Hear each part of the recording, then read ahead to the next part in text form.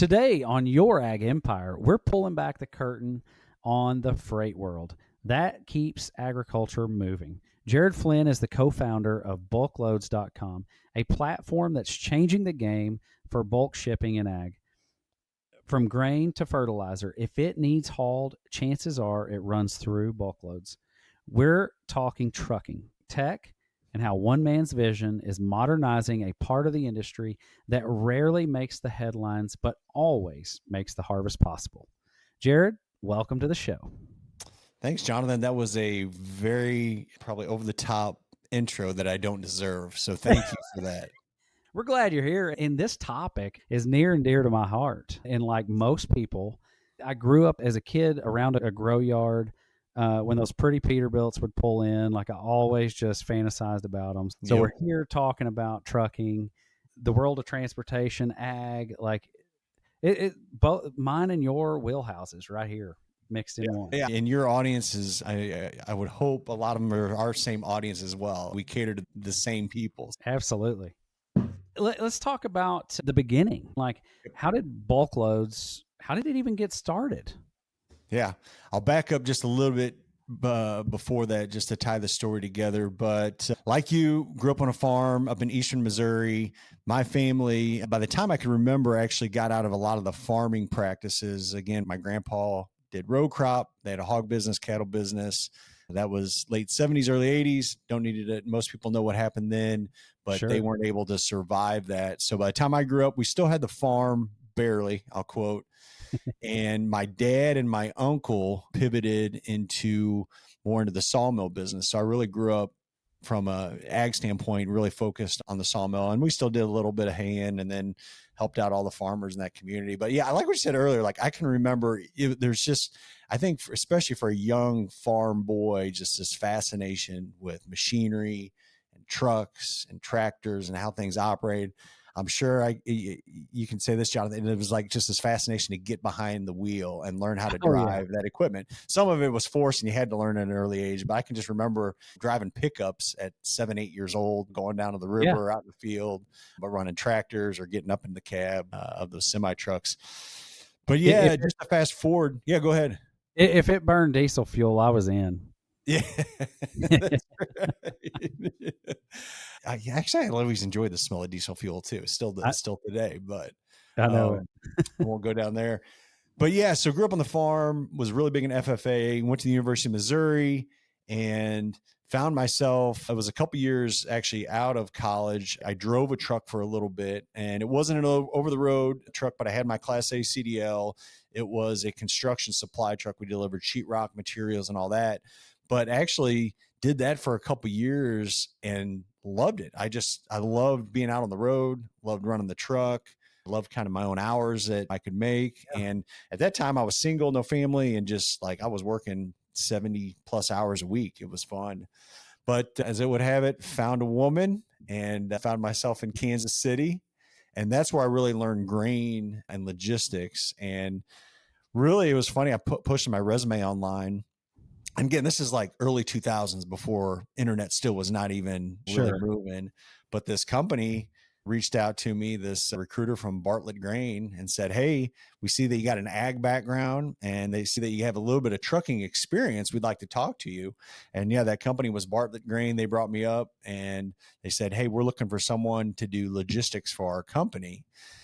So I got hired on there and still knew very little about trucking and really the whole scope of the trucking industry. But I remember like that first week they hand me like a clipboard and it's got these boxes, but it's got origins and destinations and a rate, which still I had no idea what 35 cents meant when it came to a bushel on wheat or 42 cents. And then they also gave me another stack. I remember it was stapled together, but a list of 300 trucking companies. These are all approved trucking companies that you can call and use. I had the name of the trucking company and where they were based out of, Oklahoma or Kansas or whatever. I do have to say, I remember this back in the day. You start going through that list of these trucking companies, and maybe this isn't humorous, but you bear with me. But you'd answer the phone and you'd some older lady to answer and be like, he's been dead for 8 years. And I'm like, oh, I'm sorry. We'll take him. We crossed him off the list. And it was just, you dealt with all those generational truckers that were in business their whole life. And unless we heard about it or unless we called, they didn't know that they had passed away.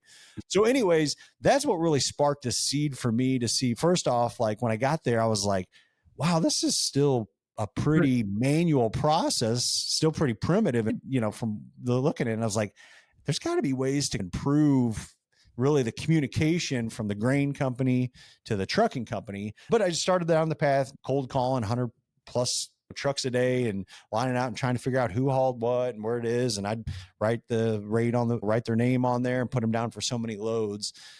And had a fascination with how the trucking worked. And it was to my surprise, Jonathan, that the trucking industry is what we call super fragmented. There's just so many of these small owner operators. You talked about it before you hit the recording, that when you look at trucking as a whole, most everyday people think of the big names, the Warners, JB Hunts, Swifts.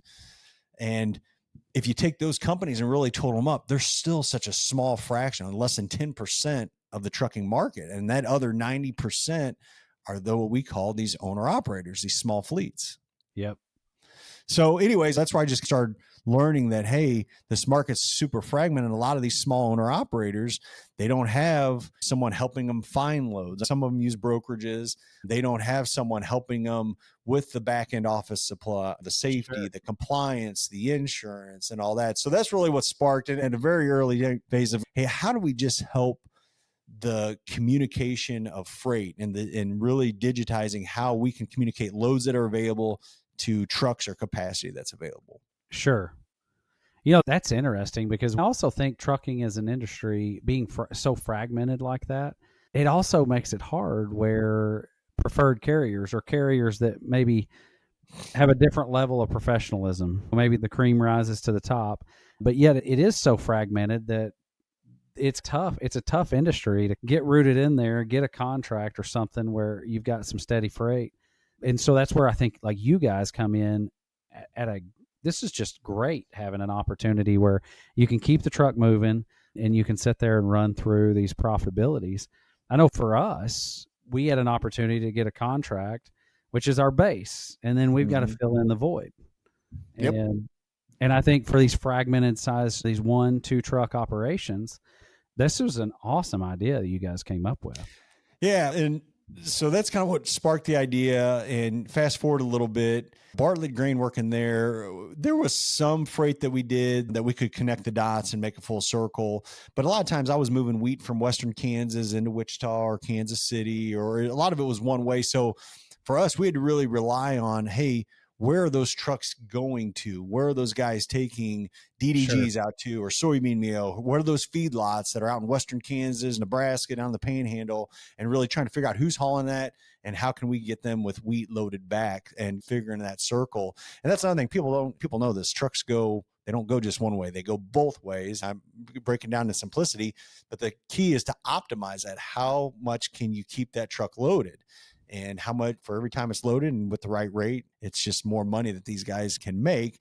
And for the most part too, I'm going to get in the rabbit hole or in the weeds here, but a lot of your freight, it only goes so much distance before you have to have a reload to really make it profitable. Sure.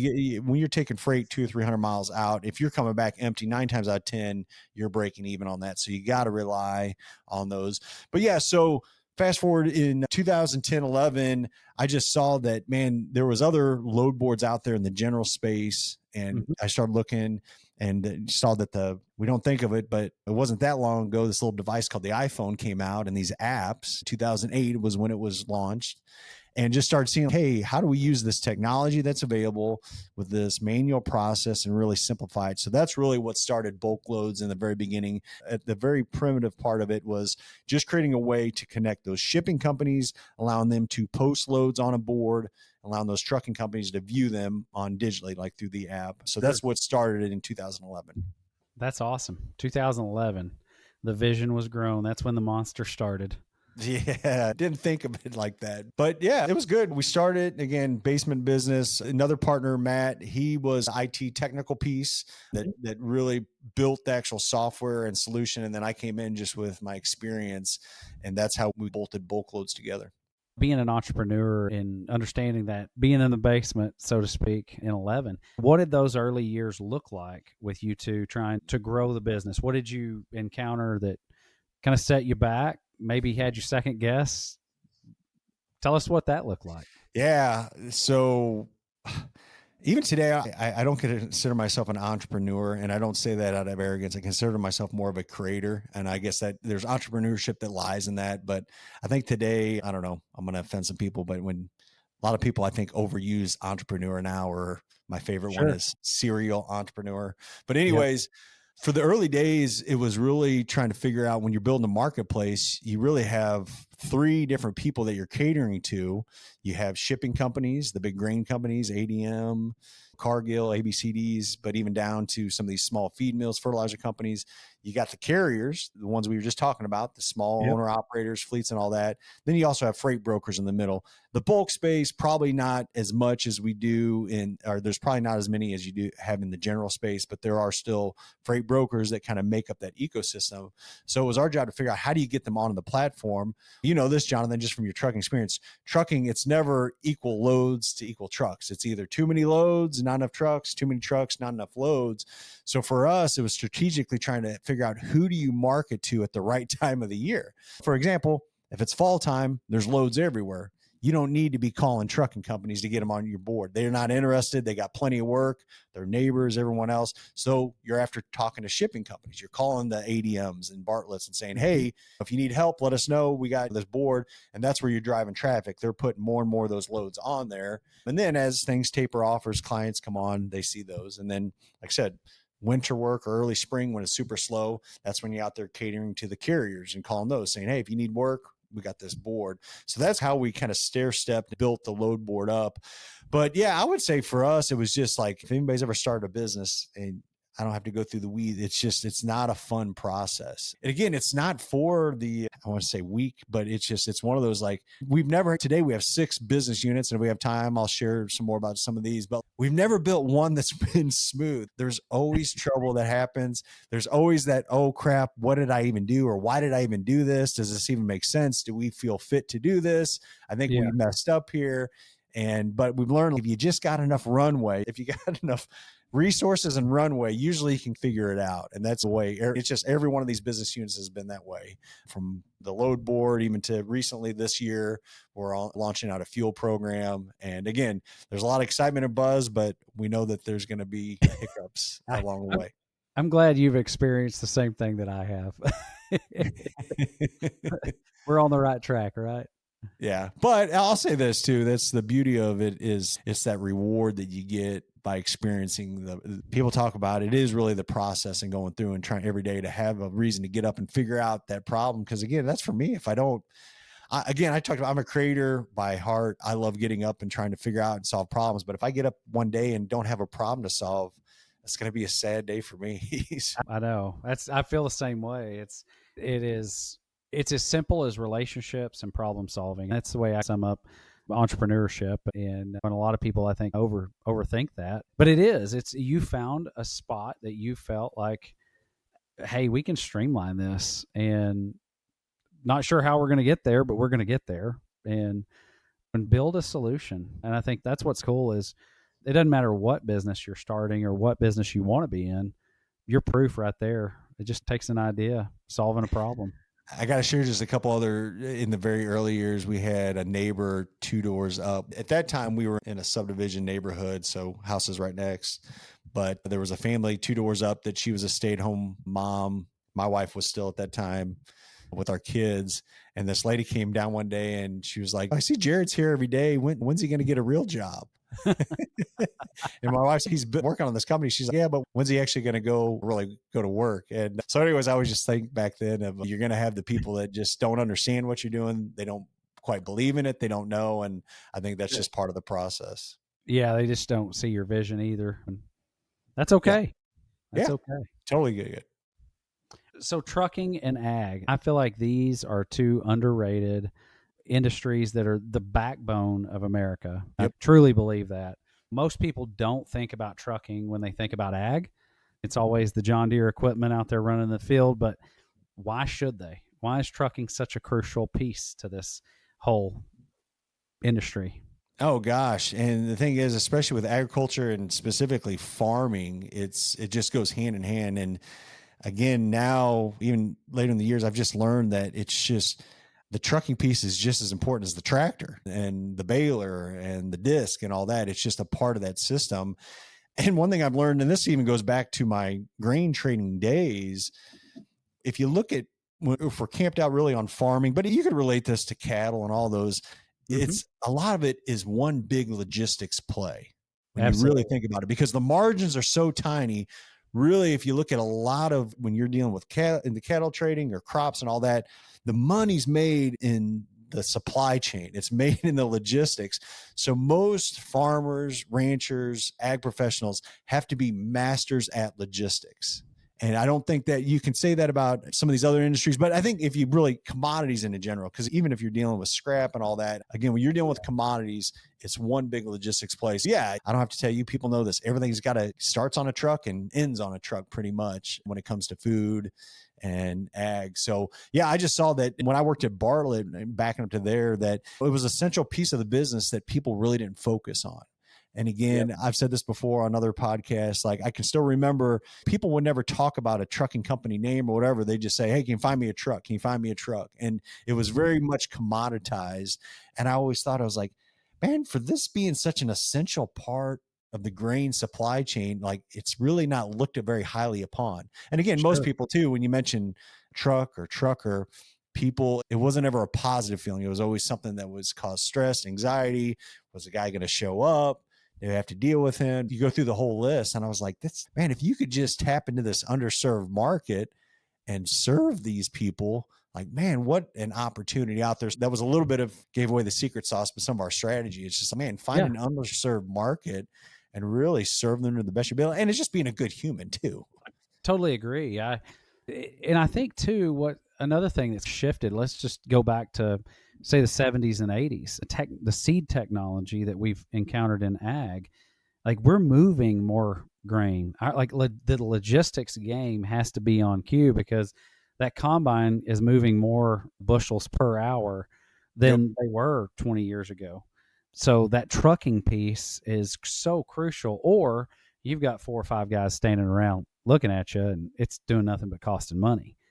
And it's gotten to where the stakes are much higher. And like you said, the margins are thin for really everybody involved in the whole cycle. So I do think technology's played a role on the ag space to where we're moving a lot more bulk freight than we've ever done before. Yeah, just like you said, to reiterate, the volume play that you have to have today to make it and to be profitable, because you're just, and trucking in general, but even farming, just very capital intensive. You're spending, I'm just throwing 90, 95 cents for every dollar you're bringing in. So you're putting all this cash out front to hope to get that and just a little bit back in return. If you look at trucking, it's the exact same way. These guys have 60 cents for every mile just in fuel. And then all those other added costs of the cost of equipment and the insurance and the driver and all that. So it's such a parallel from especially farming, ranching, and trucking. Jared, one thing that talking to truckers and farmers that have got trucks on the road, one of the things that I get a different answer from, and I want to see what your take is, what is the actual running cost per mile? Ooh, it's like the loaded question. My answer would have to be, it really depends on where you're at, because again, fuel is different in different parts of the country. I think even equipment and reloads are. So if you're in an area that, and I don't want to pick out specifics ones, but if you're in an area where there's very few reloads, your cost per mile on that load is going to be so much higher than it is if you're in an area where it's not. So yeah, I'd be spitballing a number if I said, hey, the cost right now per mile is $2, because the next guy down the road is going to say my cost is 220, and then the other guy on the other side, my cost is 180. So it's such a loaded question that there's really not out there. I think the last thing I heard, I was visiting a large logistics company just last week, and I thought, and this was today when we're recording this, he was saying that it seemed like the cost right now was around like 220 a mile. The Okay. cost, that's not the rate. I think people Yep. get confused too when people start talking about rates. They're talking about actual cost to run that truck versus what the rate needs to be on that.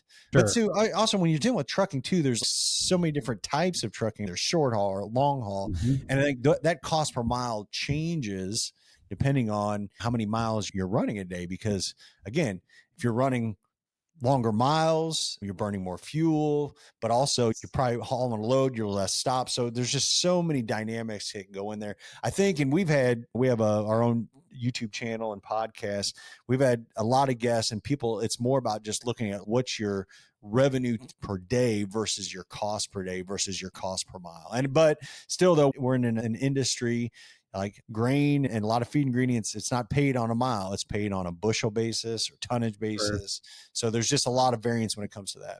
Yeah, I think I like that you kind of shifted to the revenue per day, because I feel like that truck, if we're going to be out running it, it needs to be making $1,000 a day, or we're not doing any good for anybody on that end. And I think that's what's tough about sometimes the weights in line for which you can't charge 75 cents a bushel whenever that particular load, even though you had to wait all day. This is the tough part about bulk freight. Yep. You may only get 2 loads a day, and when that thing grosses $800, and that makes a tough situation. You just brought up another good point. It's just the unknowns of this industry, and I've been doing this now over 20 years. There's so much that you just don't know with when you pull up to that spot to load. And again, that company, you're getting paid, it's pretty much a set rate per volume. You're getting paid, like you said, 75 cents a bushel. So whether you sit there and get loaded in 5 minutes or 50 minutes or 2 hours, it's still the same. And that's same at the destination. Whether you get going down, we're up here, we have a major highway 44 and there's a big wreck, and now you're sitting there for 3 hours, you're still getting the same rate. So that's what makes it so challenging in this market, because there's no variance. And again, what a lot of drivers, if they're listening to this podcast, they also don't realize that trader that's making that trade, and some people argue the margin that they're making is very little. A lot of cross country stuff, it's 5 cents a bushel is what they're trading on that. So 5 cents a bushel on corn, 950 bushels, you're talking like $40 on that load. So now if you have to pay 2 or 3, 4, 5 cents more, $40, and that's not even the cost. If a driver's sitting for an hour, that's more than their cost. I'm getting detailed here, but I'm just showing you, like, there's not a lot of room for error, yet there are a lot of errors in this industry that happen. And usually it falls on the backs of the truckers that really take the brunt of it, in my opinion. I totally agree. Totally agree. It's just been accepted that, I hate to say it, but the truckers are going to take it in the shorts because that's just the way it's going to be.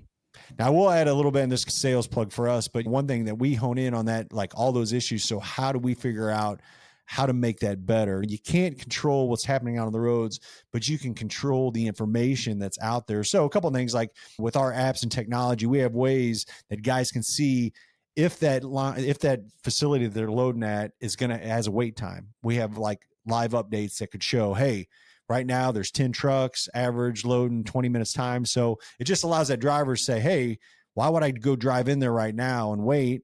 Maybe I'll go ahead and get fueled up or get lunch or whatever. And the same with the destination. So that's something that we try to do. So it's really delivering those updates to give guys better decisions on how they manage their day. I love that. I love that because it makes a difference if you can time out, and it makes for a better work environment. If a lot of times we're running during harvest and the guys don't stop and get lunch because they're trying to bust it back to get another load and keep the combine moving. And so knowing that, having that information at your fingertips, it helps. If a guy wanted to take that 30 minutes, he's not giving nobody's coming up short. The combine's still going, elevator, they're still going to have their line. It just, that kind of thing is really crucial, I think, to keep everybody moving forward. 100%. What's the biggest misconception about bulk freight? I think we addressed one is that there's a lot of margin. Yep. But on all the material that classifies as bulk freight, are the margins thin in all of it, even if it's not an aggregate product?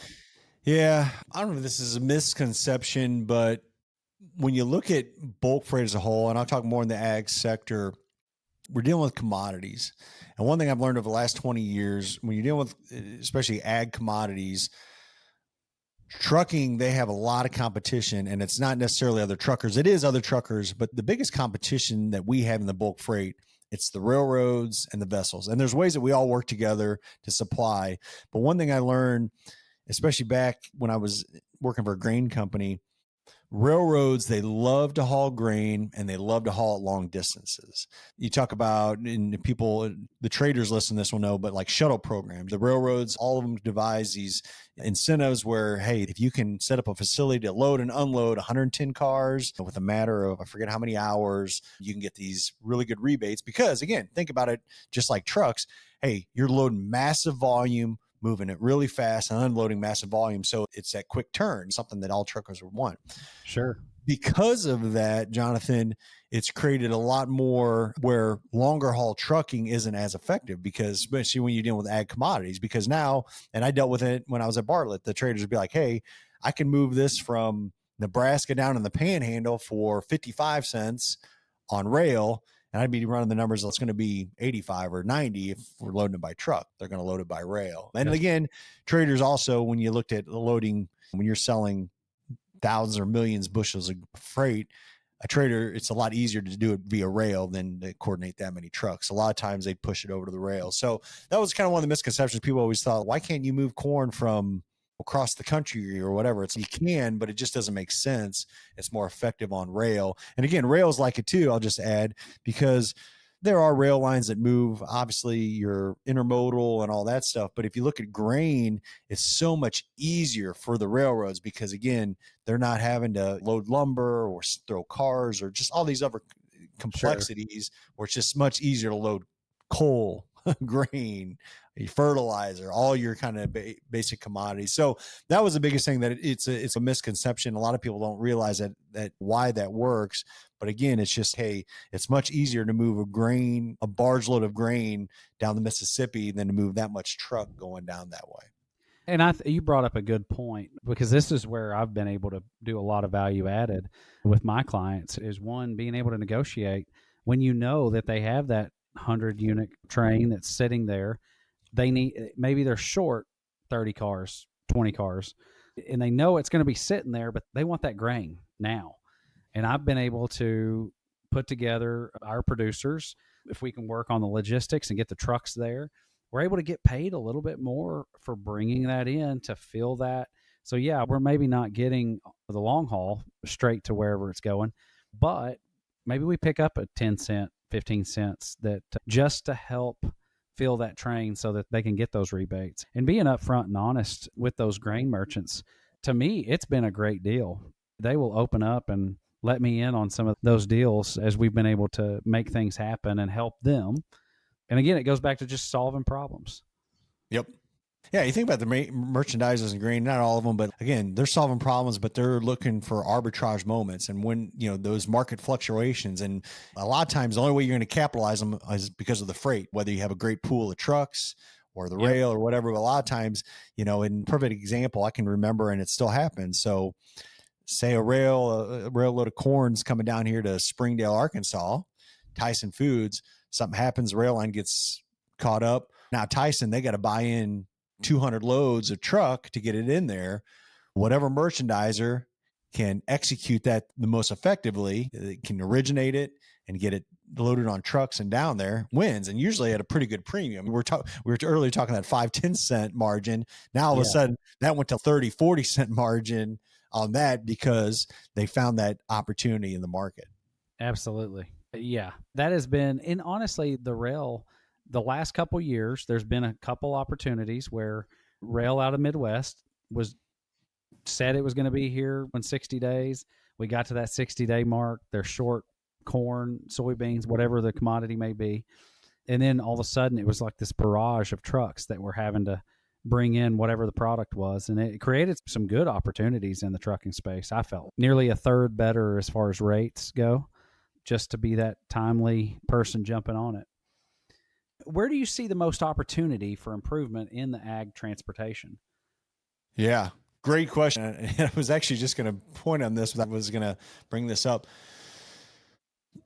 So over the last 20 years, again, I've been on this mission to try to figure out how do we keep making this industry better. And I really do feel like it's mission focused. Like, how do you keep figuring out how to provide more value, or how do you help these guys and gals with these companies, whether it be the trucking companies, shipping companies, brokerages. But for us, it's really been the trucking companies. Like, how do you how do you help these guys be more profitable and all that? What I realized, what I'm going to say here is not going to be very sexy, but Sure. it's just the truth. The one thing I've learned over there, trucking is a cost cutting game. So if you really want to hone in on it, sometimes, not always, but sometimes that big, heavy 389 Peterbilt 379 might not be the best option out there. If you think about grain and feed ingredients, you're getting paid on the weight. We talked about that earlier. You're getting paid on the ton or bushel. If you can drive a lighter truck that's maybe 800,000 pounds lighter, for every load that you're hauling, that's that much more payload, because we know weight limits are the weight limits. You can't haul over the weight limit legally. Sure. But how do you make your truck more efficient? So that I'm going to go over a couple. This isn't all of them, but I've seen some of these companies that are out there successful. It's these little tricks that they're doing out there to give them that competitive advantage. We just released a video went out last week, but you can go to our YouTube channel, BulkLoads. The company's Woody Bogler. They're about 2.5 hours up here. But this guy, he's third generation. They run all these in-dump trucks, and they were in the clay business. But he started walking us around the trailer and the truck.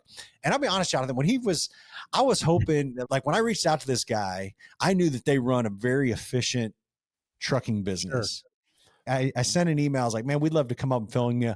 I really didn't think the guy was going to respond back. I was like, this is just a Hail Mary. I'm going to ask him. He's like, yeah, come on up. Then we go up there and he starts sharing, and we're videotaping this. And I'm like, I can't believe this guy's sharing like this, but I think he's doing it for a couple of reasons. Like, he's trying to help the industry. And he even sent me a text later. He's like, hey, hopefully people value this, and this is some of our secrets, but if this helps somebody else, maybe they'll follow suit. But he was walking us around the trailer on this end dump. They put these trailer skirts on there, and not a couple of things. So these trailer skirts, they're old liners that they get out of the bed of the trailer. So they're going to be scrapped anyways. They figured out how to put them on the side of these end dumps, which nobody out there does, or very few. Totally. They're getting like 8% fuel savings on it, which 8%, like, that doesn't sound like a big number, but when you're running 200 trucks, X amount of days per year and X amount of miles, they're saving $1 million in fuel. That stuck out. I watched that episode, and I encourage all of our listeners, go check it out. Because you guys are walking around the trailer, and he's, oh yeah, we saw about a 2% on this wing just because on drag. The back. Yeah, causes. Yeah. But again, and this is the stuff a lot of people don't want to listen to. I'll be honest. A lot of people, this isn't sexy. This doesn't make my truck look cool. But I'm like, the thing is, do you want to have a cool truck, or do you want to make money? And again, I've had so many people say, hey, make the money here, and then if you want, go buy a cool 379, a 389, or whatever. And I love those trucks. I love those show trucks. I'm not dogging them. I love those people that run those trucks. But I'm just these trends that you see, these companies and how they make money. It's just interesting that where they focus on their attention and how they do cut costs. Like even the mud flaps, and I've seen more and more now that I watch this, I didn't realize a lot of times it's just a big, thick piece. All of their mud flaps, they're see-through. I can't think of the name, but that creates, it creates aerodynamics. I didn't even know you could do that. But so they've just went around and they've inspected. So I'll say this, that's one element of just how you get more efficient on fuel savings on the truck, the aerodynamics.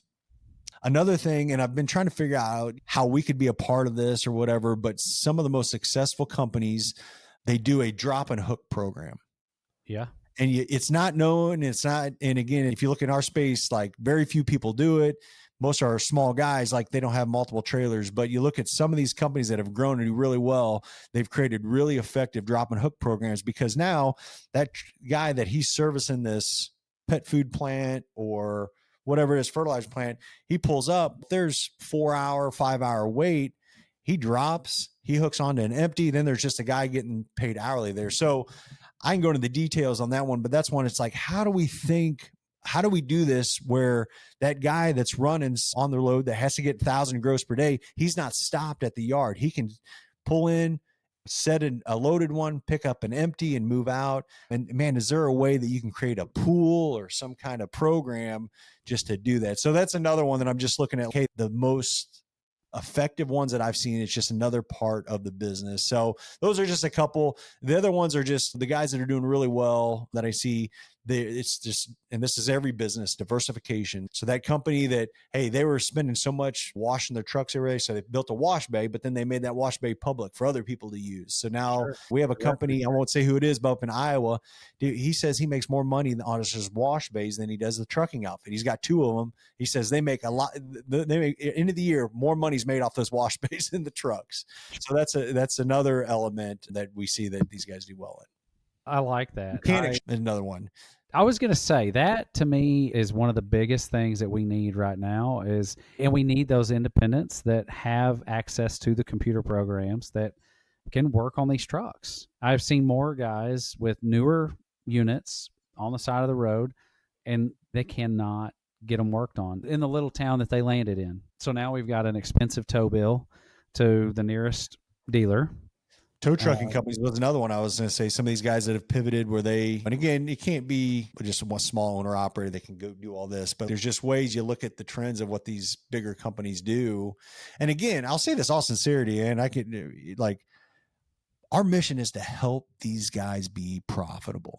Absolutely. That's at the end of the day that I care about. And again, I know people want to run awesome equipment. I'm a fan of that. I love seeing that.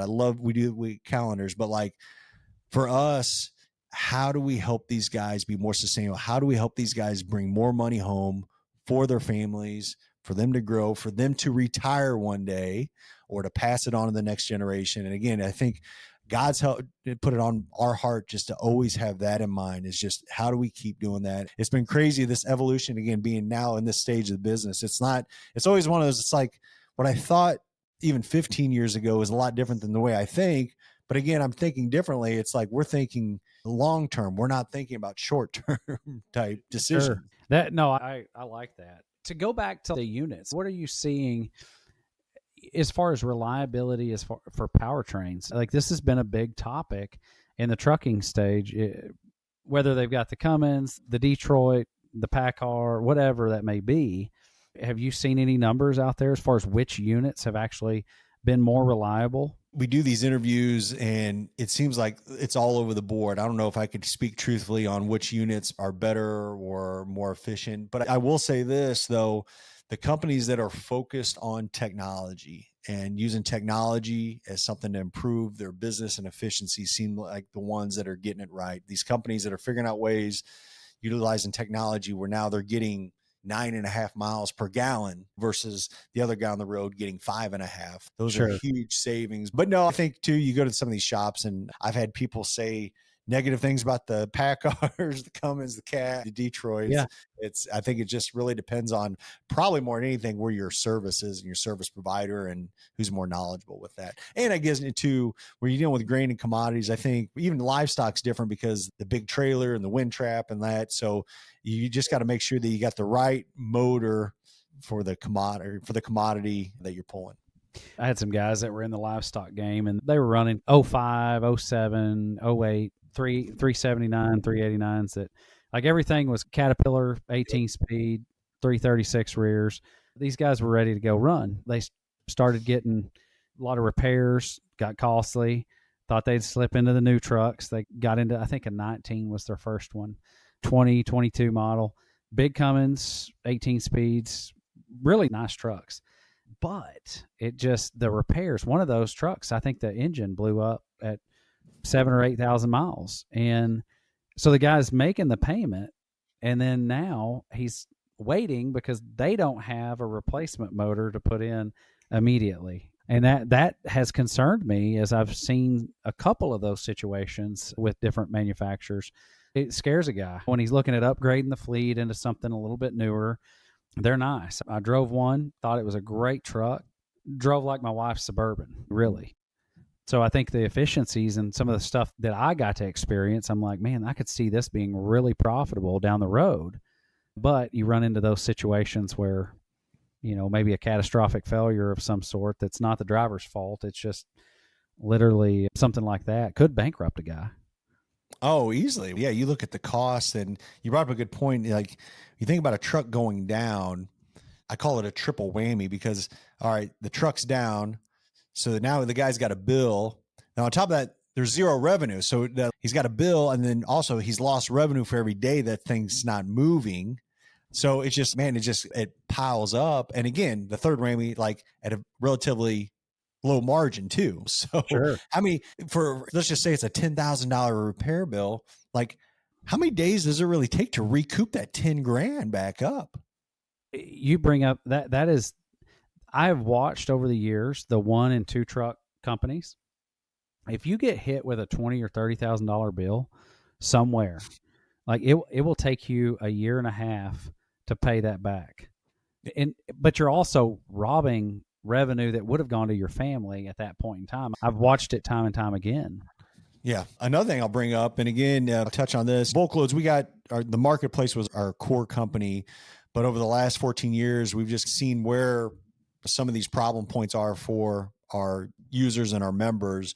But insurance is another one. We started truck insurance 4 years ago, and again, we had our pain with it and ride, but man, we're at a really good place.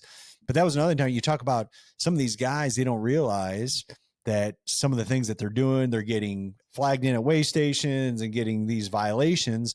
The renewal comes in, and especially today with nuclear verdicts, one truck operator, he may be paying, let's just say 10, 15 grand a year. Renewal comes in double that, 30 grand for one truck. He's like, that 30 grand now. And again, I'm not saying it could be 100% preventable, but a lot of the stuff, it's like, man, if you would have just done this or checked this or didn't do this or didn't hire this driver that ended up getting when this fender bender and you're all that. So again, some of it's not preventable, but like that's another aspect of this business. So it's been another one of our missions. Like, hey, we're not just interested in quoting truck insurance, but how do we help you drive cost out of that? Because it does us no good for your insurance to go up. Now you can't afford the insurance. Now you can't run. And again, you get in this vicious cycle. I'm glad you brought that up, because even our renewal with no wrecks, no violations, no nothing, we went from, it was a little over $12,000 for 2 units. My quotes were $70,000 to $90,000, and they claimed claimed that it was because of Texas. We've got the legal environment down here. Everybody is suing every the largest nuclear verdict down there. Ooh. I think. Yeah, it's wild. But I got to thinking about that. I'm like, man, like 70 to 90 grand. There's no way you can make that work.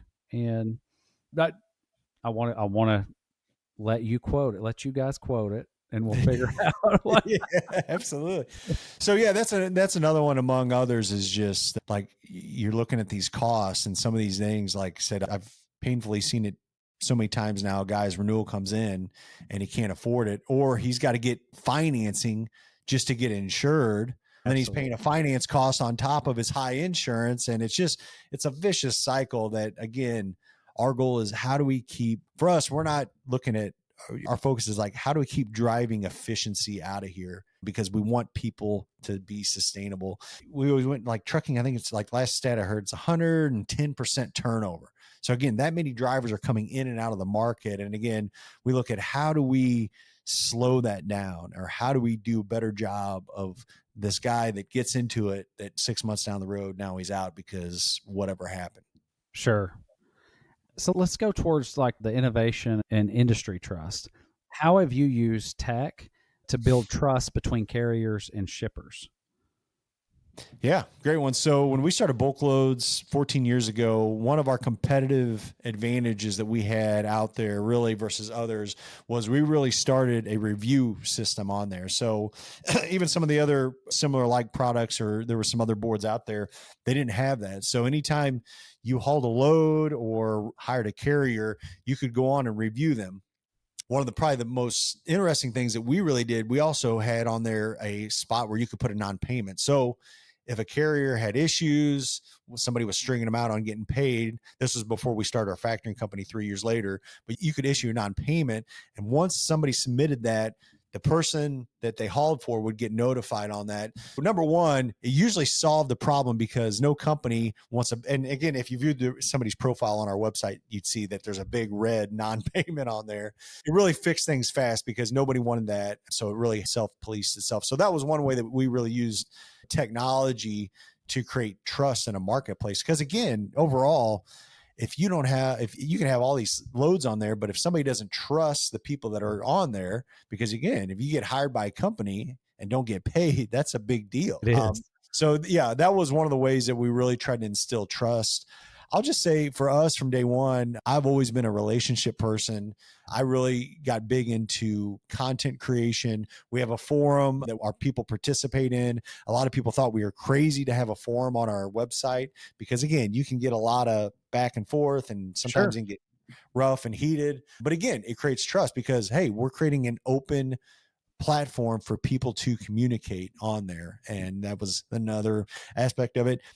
8 years ago, started a podcast. And that was, again, we did it with a couple reasons, but number one, we wanted to continue to provide good content and information out there, but we also wanted people to hear what we're doing and our voice and kind of where our goals were. Today we still do the podcast, but we've also pivoted to a YouTube channel that we do featured videos. And that's another way we go out and interact with our clients, and we actually film us with our different clients. So people just to get to see that, hey, I guess I'll say this, we're not going to go out and film somebody, or they're going to let us film if they don't trust us as a company. Sure. So I think that's another way that we do it. I like that. I've enjoyed getting to watch those and see what you guys have going on in the marketplace. That's been good. You said you guys have a factoring company. Could you explain that and how that works? Yep. So it would have been 2014, 3 years after we started BulkLoads. We had a lot of trucking companies that were getting on our site, having success, but they said, hey, we love using BulkLoads. This company, ADM, and that time Decatur, Illinois, they're net 45 days on paying. If I haul today, we're recording this in June, I'm not going to get paid till August. And we talked about, again, going back to razor thin margins, a lot of cash. So that guy's going to have that much money built in before he's ever seeing that dollar back. I knew the concept of factoring, but I was very against factoring. There was trucking companies that used factoring back when I was working at Bartlett. And at that time I started seeing this stuff come through, and these factoring companies were charging 8-10% of the load. And us at Bartlett, we were like, I was telling these guys, I was like, hey, if you send me the information, I can cut you a check the next day. Or if you want to come in, I can cut you a check. You don't need to be paying 8-10%. That's the margin. Remember, I was talking about the load. So it was in 2014. I tried to figure out, like, how do we do this? I pitched to my partner. I said, why don't we start a factoring company, but eliminate all the negatives and all the friction points that factoring companies have with them. Number one, the crazy high rate. Number two, the obligation, they have to factor everything, the contracts, the penalties, the fees, where you have to factor 100% of all your receivables. We eliminated all that when we started Smart Freight Funding. And still today, companies that can get signed up with us, we factor as low as 2% on receivables. There's no cost to get set up. If you want to cancel anytime, if you want to haul for somebody directly, you can. We've taken away all those. And yeah, it's been one of the things that it's just, again, I even still say today, it's like, I hate factoring companies. It's why we started our own. We just didn't want people to be subject to the predatory practices that other factoring companies did. I love that, because we deal with some trucking companies we do the accounting for, and I get to see what those, in 8 to 10 would actually be cheap on some of these that I've seen. Yeah. It is crazy. Yeah. And some of these too, and I just want to add to this, if you're out there listening, you do factor whatever, read the fine print, number one. And again, be careful if someone's saying they're factoring at, let's just say at 3%, or let's just say it's even lower, saying somebody's can factor at 1%. Typically there's other fees associated with that load that you don't even realize. There's a $10 ACH fee. There's a blah, blah, blah fee. And again, that's where some of these carriers, they've left us and they're like, this guy, I can do it for this factoring company can do it a little bit cheaper. And then they come back, they're like, they didn't tell me that they were going to charge this or that, or they're going to hold 50% of my funds for 30 days and only give me this amount. So if you're out there, and if it is something, we'd love to look at your business, we'd love to earn your business, but just be careful on reading the fine print. Yeah, I had one of my clients turned in 15,000 in invoices to a factoring company, and they were given 12,800 and some change. It was what they received. It's highway robbery. The way I look at it, that was pretty rough. Well, it's highway robbery, and the margins just aren't there. It's one thing if your trucking was making 80, even 50% margins, but it's just not. It's just not there. Yeah. Oh man, let's see. So the Venture Smart Freight Funding, Is that your Smart Freight Funding is our factoring arm. Yep. okay? Okay. Yeah. So today, so far, this conversation, I've talked about BulkLoads, which is our load board. Smart Absolutely. Freight is our factoring arm. Bulk Insurance or BulkLoads Insurance is our insurance arm. And then the others that I mentioned, we also have bulk permitting. That's our compliance piece. So we help people get set up their authorities, but we also do quarterly IFTAs, the 2290 heavy duty taxes. We can automate all that process. So for those owner operators that don't want to deal with all that paperwork and want to make sure they're compliant, we can do that. We also have the fuel card, and that's one thing new. The one that I should back up, it's not the newest. We also have bulk TMS. So we do have a bulk TMS system, transportation management system out there. There's other ones out there, and I don't know if you guys use one, or there's ones out there for the general space, but in 2019, we devised a dispatch TMS program specifically for the bulk commodities. I like that. I like Yep. that. You found every little pain point that these guys have. But I'm curious, for the guy that has one truck or two trucks, one of the big pain points is that compliance piece. Yep. What does it typically cost for your team to come in, evaluate us, get us up to snuff, and where we're ready to roll? Yeah. First off, I'll say just call. Again, calling's free. We're not going to charge anything, and let us look at your business, because every business is just a little bit different, and there's ways that you can package things together. Some people, they have ELDs where they really don't need us to do IFTAs. We're glad to do them, but I tell people, and this thing too, we'll tell people like, hey, it takes you 5 minutes. You can just do this yourself instead of paying us $25 or whatever. A lot of times these guys they don't want to think about it or have to they want the peace of mind knowing that it's just taken care of.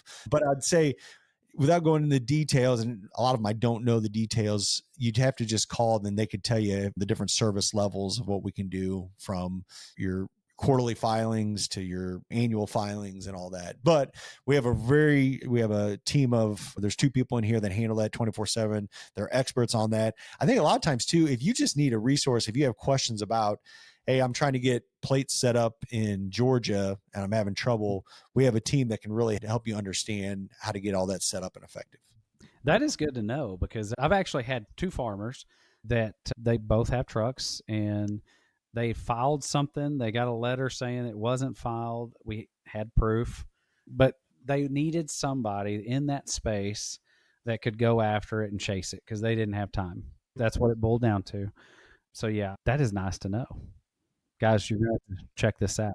Obviously, there's 48 inland states, and some are similar, but they're all different. And you have to know the compliance, especially if you're running multiple states or coast to coast.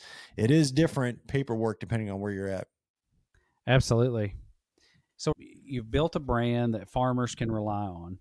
What does trust look like when your business is literally moving millions of dollars of product every day? Ooh, that's a good question. What does trust look like when you're moving millions of dollars of freight? I think at the heart of it, for us, it's really going back to our old fashioned roots. And I think that's why I've enjoyed this conversation with you, Jonathon, and before you hit the recording, just our backgrounds. But I feel extremely blessed that when I was younger, I honestly didn't want to do anything in agriculture. It was something that I knew a lot of. I grew up on the farm. Sure. Talked about FFA, but I was like, man, the people I know in agriculture, it's struggling. They're the community I grew up in. The farmers I knew that were in agriculture, farming and trucking, these guys weren't making money. It was usually the wife that had to go and work and sustain for the family and get the insurance. So again, I was never attracted to it, but today I see it as a way that we can be, and again, today with technology too, we can be a voice out there for the industry. We can show people how we can serve them well. And again, there are a crazy amount of opportunities in agriculture and in farming, in trucking with it. And why not embrace that? Why not embrace our roots? So yeah, I'm thankful that, man, God has blessed me to be a part of this. And I don't take that for granted. I love, again, it's going back to our YouTube channel. If I haven't said it enough, over the last couple of years, we took a very direct approach to go out and film a lot of our clients. And so I spend a good 20-30% of my time on the road. Last week I was up in Omaha. The week before I was out in Salt Lake City, but we'll film these. But what's really cool is I get to see agriculture, farming, and trucking all over the United States. I'm not looking at it just here in the Midwest. I'm not seeing just Kansas, Oklahoma, Texas. I'm looking at operations in Idaho, in Utah, up in Pennsylvania, down in Texas. So it's a cool different element. But here's the awesome thing. Like, it's the same people. It's the same salt of the earth, down home, loves their family, loves God, loves the land. They want to serve others. They want to see the next generation take over. And that's what's so cool. You get to just, for me, I love that I get to now we get to do these videos and I get to learn from these people, but then we get to share them with our audience and broader community out there. And I'm biased just because I like this industry, but I think these videos are pretty good. They're just they're emotional. They're touching. We have a great video crew that does it. I think we really hit the bottom line. We're not filming these to sell anybody anything. It's really just to showcase this industry and see the values. And again, if people get to learn who we are along the process, that's the bonus. I think you hit it. Like those videos, I've enjoyed them. One, because I'm interested in trucking. Two, it gave me some insight into who you are and what your values and how you guys as a company view trucking, agriculture, and your clients. And that's when I reached out to you. I thought they're my kind of people, just salt of the earth, good folks that want to make a difference. And I think that's what we align ourselves with. My wife we joke anytime I head out of town, if I'm going, especially to an ag conference or something, and she always says, "You're going to be with your people, aren't you?" My wife grew up in the city, so she's, but anytime she's always, "Yeah, you're with your people, aren't you?" I was like, "Yep, I'm with my people." That's the truth. It is. You just can't get that out of you. And we want to see them succeed. Like you said, whether they're farming, ranching, trucking, the margins are razor thin in all of these industries. And so they've got to have a trusted source helping them with information, navigating these situations that come up from a regulatory or insurance related. And you've built that. And I think you should be commended for that, because it was literally just solving problems and being there to help people. And you've built a heck of a good business. Thank you, Jonathan. I'll commend you on what you all do as well. You're doing the same thing, helping people just on a little different side of the table, but a lot of times it's the same people. It's that farmer or rancher that's out there. And I think that's if you look at it, again, we know that everybody's in different stages. So someone listening to this, they may be in college, maybe getting out trying to get a job, or maybe they're taking the plunge to go start their own company, trying to understand that. So I just want to encourage everyone, but at the end of the day, there's just no better reward than serving somebody else and seeing somebody else prosper. And I think I've always just thought if I can help serve, man, I'm going to get a little emotional. If I can help serve people, I won't have to ever worry about money. Absolutely. That's the byproduct of it. And again, that's always been our heart. Like, how do we serve people? How do we relate with people? How do we lift them up? And if we do that, we'll always have a job. We don't have to worry about finding another place to work. I love that. That is so true. All right, we're going to roll back here. What gets you excited about the future of BulkLoads and the ag transportation industry? Yeah. So I think what gets me excited is the momentum. We're year 14. We think we've built a decent brand, and how do we keep leveraging that brand, and how do we get into other segments? So what gets me excited is looking to the future. Again, we got 6 companies, but for us, it's really what other ways can we keep adding to that ecosystem? Is there a spot where we can get into financing, helping that guy get a loan for his truck, for example? So that might be an element. Is there a banking element that we can help from receivables standpoint? We deal with millions of dollars in receivables right now through our factoring arm, but how do we get better with that? How do we actually help grain co-ops or shipping companies or whatever handle all their freight payables? We already have a very in-house robust system that we built out. Well, why not scale that and really handle, instead of just our ecosystem, but the broader range of trucking? So that's the stuff when I think about the future. How do we do that? Are there other segments in this industry that kind of complement what we're doing? So that's where I look to see, are there ways that we can benefit that? Just the other day, my nephew, he's actually interning with us this summer, and he came over to the house and we were talking, and he said, he's getting ready to go to law school.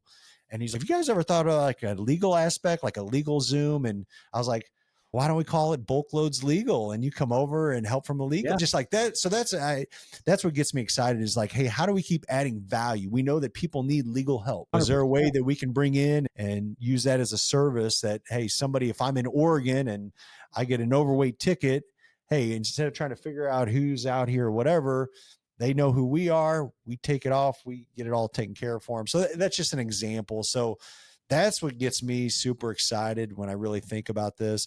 I don't want to give away too much, but also, like, as you can tell with me and our content media, I love storytelling. There's some fascination I love just about sharing stories about agriculture and trucking.